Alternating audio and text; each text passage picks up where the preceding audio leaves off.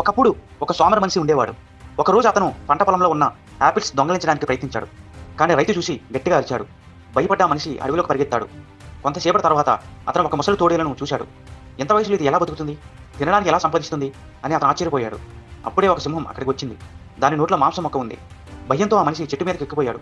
తోడేలు పారిపోలేక అక్కడే ఉంది. కానీ సింహం దానిపై దాడి చేయలేదు. మాంసం మొక్కను అక్కడే వదిలేసి వెళ్ళిపోయింది. తోడేలు ఆ మాంసం తిని బతికింది.